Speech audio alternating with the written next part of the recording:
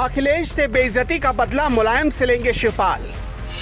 मुलायम परिवार में शुरू हुई महाभारत। मुलायम के खिलाफ ही चुनाव लड़ने की तैयारी में शिवपाल। मुलायम सिंह यादव के परिवार में फिर से महाभारत शुरू हो गई है। शकुनी, युधिष्ठिर, दुर्योधन सभी इस महाभारत के पात्र हैं, लेकिन खुद को कृष्ण का वंशज बताने वाले इस परिवार में कोई कृष्ण बनने को तैयार नहीं है।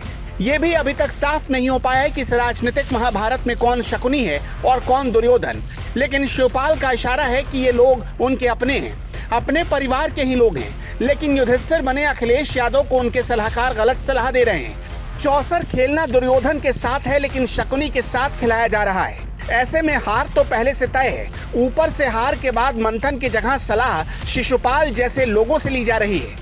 राजनीति के इस चक्रव्यूह में शिवपाल यादव समाजवादी पार्टी में अकेले पड़ते दिख रहे हैं। मुलायम सिंह यादव से एक उम्मीद थी, लेकिन उन्होंने भी अपने छोटे भाई से कह दिया कि अखिलेश अब उनकी नहीं सुनता, वो बड़ा नेता हो गया है, विपक्ष का नेता चुन लिया गया है, वो समझदार है, फैसला उसे लेने दो। और उसका फैसला है कि तुम यानी शिवपाल यादव सपा के सदस्य हो ही नहीं, बल्कि प्रगतिशील समाजवादी पार्टी के अध्यक्ष हो, और तुम्हें अपनी पार्टी मजबूत बनानी है तो वो ही काम करो।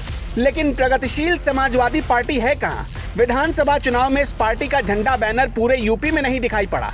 शिवपाल खुद सपा के सिंबल पर चुनाव लड़ना चाहते थे, लेकिन जब लखनऊ में समाजवादी पार्टी के विधायक दल की बैठक हुई तो सपा के प्रदेश अध्यक्ष नरेश उत्तम ने कह दिया कि शिवपाल तो प्रसपा के अध्यक्ष हैं, सपा के सदस्य नहीं हैं, इसलिए सपा विधायक दल की बैठक में उन्हें आने की जरूरत नहीं है। हमने उन्हें बुलाया भी नहीं है, जब गठबंधन सहयोगियों के साथ बैठक करेंगे तब उन्हें बुलाएंगे।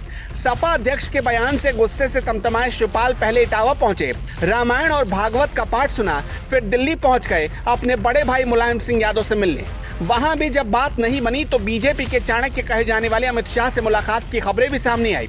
शिवपाल के करीबियों का दावा है कि अमित शाह ने शिवपाल को योगी से मिलने के लिए कह दिया, क्योंकि यूपी में तो बीजेपी के लिए योगी ही उपयोगी हैं, और शिवपाल योगी आदित्यनाथ से मिल भी लिए।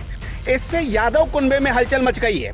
परिवार की बहू अपर्णा यादव पहले ही भगवा पार्टी में है, ऐसे में शिवपाल के भी उसी राह पर चलने के संकेत मिलने लगे हैं। लेकिन इस बार शिवपाल बीजेपी से सिर्फ करीबी दिखाने तक रुकने को तैयार नहीं, बल्कि वो बीजेपी में शामिल होने का प्लान भी बनाने लगे हैं। अलग पार्टी बनाकर उन्होंने देख लिया, अब शिवपाल उम्र के उस पड़ाव पर हैं जहां संघर्ष करने की ज्यादा ताकत नहीं बची, इसलिए वो सुरक्षित ठिकाने की तलाश में हैं।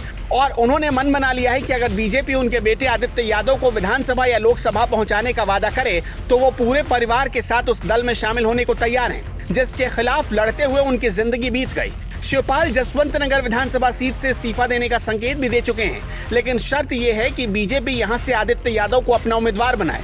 शिवपाल अब लखनऊ छोड़कर दिल्ली जाने की सोचने लगे हैं और उनके निशाने पर मुलायम सिंह यादव की सीट है। मुलायम सिंह यादव की सीट से ही वो लखनऊ पहुंचे थे। जी हां, जसवंत नगर की जिस सीट से अभी शिवपाल विधायक हैं उस पर मुलायम सिंह यादव ही चुनाव लड़ते थे। मुलायम ने दिल्ली की राजनीति शुरू की तो शिवपाल ने मुलायम सिंह की सीट जसवंत नगर से चुनाव लड़ना शुरू किया। मुलायम यूपी की मैनपुरी सीट से सांसद हैं। यूपी में मैनपुरी लोकसभा सीट एकमात्र ऐसी लोकसभा सीट है जिसे बीजेपी आज तक नहीं जीत पाई। ऐसे में शिवपाल के सहारे वो समाजवादी पार्टी के इस किले को फतह करने पर विचार कर रही है। लोकसभा चुनाव में सिर्फ 2 साल का वक्त है। अगर शिवपाल बीजेपी में जाते हैं तो ये तय है कि वो मैनपुरी लोकसभा सीट से बीजेपी के टिकट पर चुनाव मैदान में उतरेंगे। ऐसे में सवाल, क्या मुलायम से शिवपाल का सामना होगा या मुलायम चुनावी राजनीति से संन्यास ले लेंगे? Bureau report, the such.